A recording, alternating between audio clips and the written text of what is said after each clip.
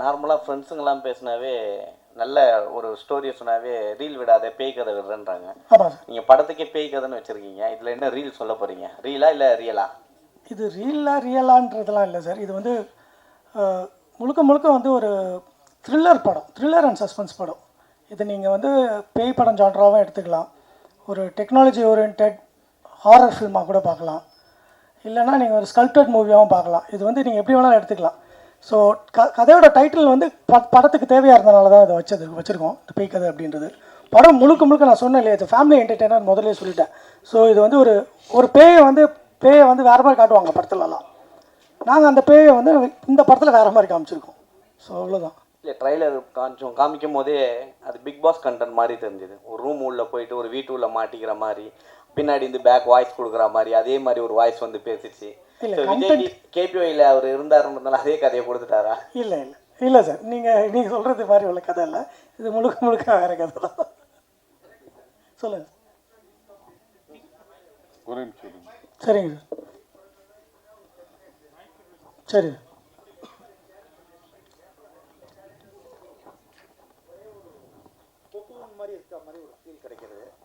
Okay. அதாவது வந்து இதில் வந்து படத்தில் வந்து நாங்கள் முதல்ல ஸ்கிரிப்ட் பண்ணும்போது ஆரம்பிக்கும் போதே வந்து ஒரு பேய் படம் அப்படின்ற ஒரு ஃபோக்கஸ்லேயே படத்தை நாங்கள் எழுதலை. ஸ்கிரிப்டிங் உட்காரும் போது டைலாக்ஸ்லாம் உட்காந்து நாங்கள் எழுதும் போதே வந்து இது ஒரு பேய் படம், பேயை வச்சுலாம் தான் பண்ண போகிறோம் அப்படின்ற மாதிரி ஒரு பாயிண்ட்டுக்கு நாங்கள் கதையை எழுதலை. ஹாரர் ஒரே ஒரு செக்மெண்ட் தான் ஹாரரா, இல்லைனா வந்து இந்த ஃபீல்காக கொடுத்துருக்கீங்களா? அது ஒரு ஃபீல்காக வர இதுதான் சார், உள்ள எலிமெண்ட் தான். இது வந்து படம் ஃபுல்லாகவே நீங்கள் வந்து ஸ்கோபிஃபைடாக எடுத்துக்கலாம். அதாவது எப்படின்னா படம் ஃபோக்கஸ் வந்து உங்களுக்கு ஃபுல்லாகவே த்ரில்லிங்காக தான் இருக்கும். நீங்கள் பார்க்கும்போது படத்தோட ஸ்டார்டிங்லேருந்து எண்டு போர்ஷன் வரைக்குமே த்ரில்லிங்காக தான் இருக்கும். பட் அதுக்குள்ளே என்ன எலிமெண்ட் இருக்குன்றதை நீங்கள் படத்தில் பார்த்தீங்கன்னா தான் உங்களுக்கு தெரியும். சார், ஏதாவது காம்ப்ரமைஸ் பண்ண வேண்டியிருந்தா சில இதுக்கு எல்லா ஆடியன்ஸும் கேட்டர் பண்ண வேண்டியிருக்கு, எங்கேயாவது ஒரு பிட் லூப் ஹோல்ஸ் ஏதாவது செட்ரேட் பண்ண வேண்டியிருந்தா? சார் கண்டிப்பாக சார், ஏன்னா காம்ப்ரமைஸ் இருக்கும். அதாவது வந்து பட் ஆனால் அதை வந்து எப்படி நம்ம அந்த காம்ப்ரமைஸை எப்படி நம்ம ஃபுல்ஃபில் பண்ணுறோன்னு ஒன்று இருக்குது இல்லையா. எல்லா இதுலேயுமே காம்ப்ரமைஸ் இருக்கும். நீங்கள் எல்லா செக்மெண்ட்ஸில் போகும்போது நம்ம ஒன்று யோசிக்கும் போது அந்த இடத்துல ஒரு மைனர் காம்ப்ரமைஸ் இருக்கும். பட் அதை நான் ஃபுல்ஃபில் பண்ணியிருக்கேன் இந்த படத்தில். என்ன தான் அது காம்ப்ரமைஸாக இருந்தாலும் அதை எப்படி அதை கரெக்டாக கொண்டு வரணுன்றதை ஜஸ்டிஃபை பண்ணியிருக்கேன். ஃபார் எக்ஸாம்பிள், இப்போ நாங்கள் நிறைய படங்கள் அனிமேஷன் போர்ஷன்ஸ்லாம் வந்து அனிமேஷனை வேறு மாதிரி ஒரு பாயிண்ட் ஆஃப் வியூவில் தான் இருக்கும். அதாவது ரொம்ப பிரம்மாண்டம், ரொம்ப அனிமேஷன்னாலே அப்படி தான் நான் பார்க்குறோம் இல்லையா, பிரம்மாண்டம், அதில் நிறைய வருஷம் ஒர்க் பண்ணுறாங்க, அதோட போர்ட்ரேஷன்ஸ் வேறு மாதிரி இருக்குது. நாங்கள் வந்து விஆர் டெக்னாலஜி, இப்போ குழந்தைங்களாம் விஆர் போட்டுட்டு விளையாடுறாங்க இல்லையா, சும்மா கண்ணில் மாட்டிப்பாங்க, அவங்க போவாங்க, திடீர்னு பார்த்தா டமால் விழுகிற மாதிரி அவங்க நினச்சிப்பாங்க. ஏன்னா உள்ளே நடக்கிறது என்னன்னு தெரியாது, பட் உள்ளே வந்து அவங்க விஷுவலைஸ் பண்ணிக்கிறாங்க. அந்த விஷுவலைஸ் எஃபெக்ட்ஸை கொஞ்சம் இதில் யூஸ் பண்ணியிருக்கோம்.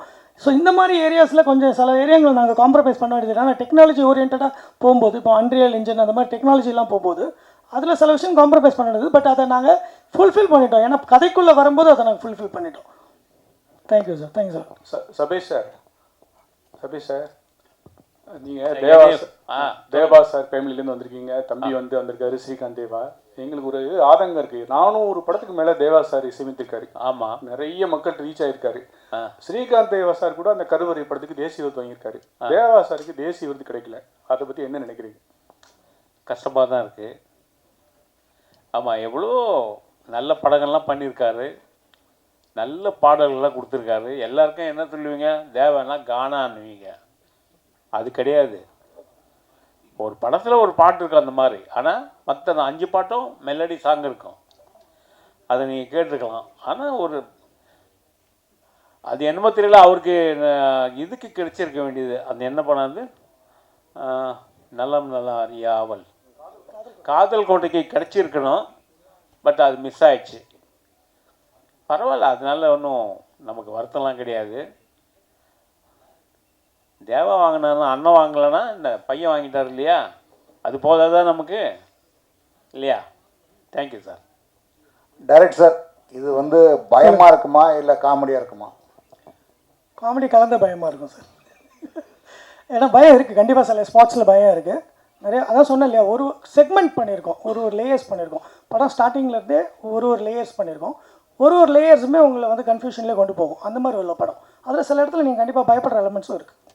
அந்த பயன்றதை நான் தான் சொன்னேன் இல்லையா, இப்போ குழந்தை பார்க்கும்போது பயப்படுற அந்த பயம், அந்த ஸ்கேரி பயம்லாம் கிடையாது.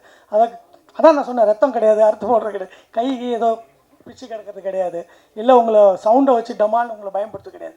பட் சில இடத்துல அந்த ஸ்பாட்ஸ் வச்சுருக்கோம். அது நான் இப்போ சொல்ல முடியாது, படத்தில் பார்த்தீங்கன்னா அந்த ஸ்பாட்ஸ் உங்களுக்கு புரியும். மியூசிக் டைரக்டர் சார், சார் இதில் உங்களுக்கு இசையமைக்கும் போது உள்ள சவால்கள் எப்படின்னு சார்? ஆக்சுவலி இதில் இருக்க சவால்லாம் ஒன்றுமே பெருசாக இல்லை. ஏன்னா நானும் அவனும் மியூசிக்கில் ரொம்ப ட்ராவல் பண்ணியிருக்கோம். ஸோ அவர் கேட்டது நான் கொடுத்துட்டேன்னு நினைக்கிறேன். பெரிய எனக்கு கஷ்டமாக தெரியல.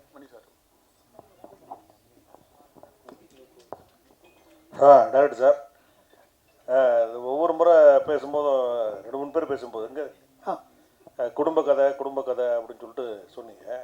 பட் பேய் கதைன்னு எதுக்கு டைட்டில் வச்சிங்க? அப்போ குடும்ப கதை வேறு எதனா டைட்டில் வச்சுருந்தீங்களா? பேய் கதைன்னு 2வது டைட்டிலாக எப்படி சார்? இல்லை சார், இப்போ நீங்கள் ஒரு பேய்ன்ற ஒரு ஜான்ரில் ஒரு படம் பண்ணும்போது இந்த டைட்டில் கரெக்டான கதை தானே. இது வந்து ஃபேமிலிக்காகன்றதுக்காக உள்ள பேய் கதைன்னு வைக்கல, அந்த மாதிரி ஒரு பாயிண்டில் எதுவுமே வைக்கல. அது அப்படி யோசிக்கல. இந்த பேய் ஜான்டர் தான், இது வந்து பேய் ஜான்டர் இருக்குது இந்த படத்தில். அப்படி ஒரு ஜான்டர் இருக்கும்போது நான் இந்த டைட்டில் எனக்கு அது ஆப்டாக இருக்கும் அப்படின்றதான் முதல்ல எனக்கு தோணுச்சு. இந்த கதையை குடும்பத்தோடு வந்து பார்க்கலான்றதுனால அது குடும்பம் இருக்காரு.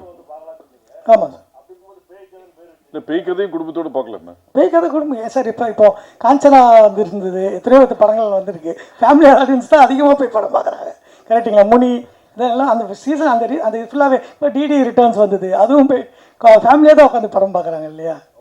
பேய் படங்கள் எல்லாரும் பார்க்குற ஒரு செக்மெண்ட் தான். அது நம்ம எப்படி காட்டுறோன்றது. நான் இப்போ வந்து ஹாரிஃபைடாக அதை காமிச்சேன்னா அது எனக்கு கண்டிப்பாக சென்சாரில் வரும்போது உங்களுக்கு அது தெரியும் இல்லையா? அவ்வளோ ஹாரிஃபைக்காக இருந்ததுன்னா படம் அது வேறு கேட்டகரியில் போயிடும். சபேஷ் சார்,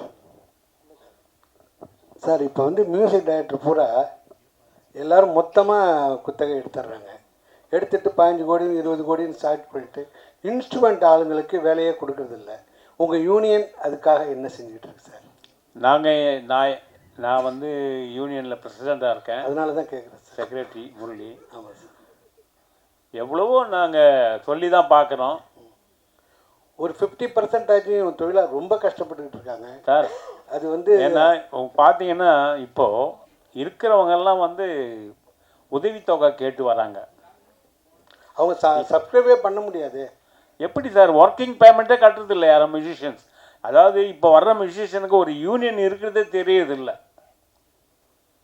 அதனால அவங்க பெரிய மியூசிக் டைரக்டர் நீங்கள் போய் சொல்லணும் 50% நீங்கள் சார் சொல்ல தான் சார் முடியும். இது அவங்க சில விஷயங்கள் சில அடாப்டேஷன் பண்ணிக்கணும். ஆமாம். சித்ராமணி சார் 40 வருஷமா இருக்கீங்க. நேற்று பிறந்தநாள் கொண்டாடினீங்க. ஃபிலிம் ரோலில் படம் எடுத்து நீங்கள் டிஜிட்டல் வரைக்கும் வந்துட்டீங்க. நம்ம ஏன் ஃபிலிம் கம்பெனி ஊட்டியில் மூடினாங்க நம்ம கேட்க முடியாது. அது மாதிரி வாசுதேவன் சார் சொன்னார் காம்ப்ரமைஸ் இருக்கான்னு கேட்டார். கண்டிப்பாக காம்ப்ரமைஸ் இருக்குது, பட்ஜெட் வைஸ் இருக்குது. இல்லை பொதுவாக ஒருத்தனை சாவடிக்கிறது தான் மேட்ரு. மிஷின் கன் வச்சு ஒரு 60 புல்லட் வச்சு அடிக்கிறதோட ஒரு துப்பாக்கியில் எடுத்து டப்புன்னு சுட்டுறது இருக்குது. அது மாதிரி காம்ப்ரமைஸ்களும் இந்த படத்தில் இருக்குது. ஆனால் கதையும் கதாபாத்திரங்களும் சிதைக்காத அளவுக்கு அருமையாக வந்திருக்கிறது. அனைவரும் வந்திருந்து படத்தை வாழ்த்துமாறு கேட்டுக்கொள்கிறோம். இதில் இன்னொன்று, எல்லாருமே ஆர்டிஸ்ட் நடிகர் எல்லாரும் உட்கார வச்சுருக்கீங்க. Technician, DOP, editor, stunt master எல்லாம் உழைச்சாங்க பயங்கரமாக கடுமையாக. ஏன் அவங்கள மேலே இது வரைக்கும் நான் அந்த மாதிரி டிஓபிங்களை கீழே உட்கார வச்சு பார்த்ததில்ல. எடிட்டர் மேலே கூப்பிட்டு இல்லை சார், ஆக்சுவலாக மேலே தான் ஃபஸ்ட்டு கூப்பிட்டு ஃபோட்டோ எடுத்தோம். குரூப் ஃபோட்டோ எடுத்தோம். இப்போ எல்லாரும் பேசணும். எல்லாருமே பேசுறாங்க. கேள்வி கேட்கணும்னா சொல்லுங்க, நான் கொடுக்குறேன். கேள்வி கேட்கலாம் நீங்கள், அவர் வேணாம் தான் சொல்கிறாங்க. ஓகே, அனைவருக்கும் நன்றி, வணக்கம்.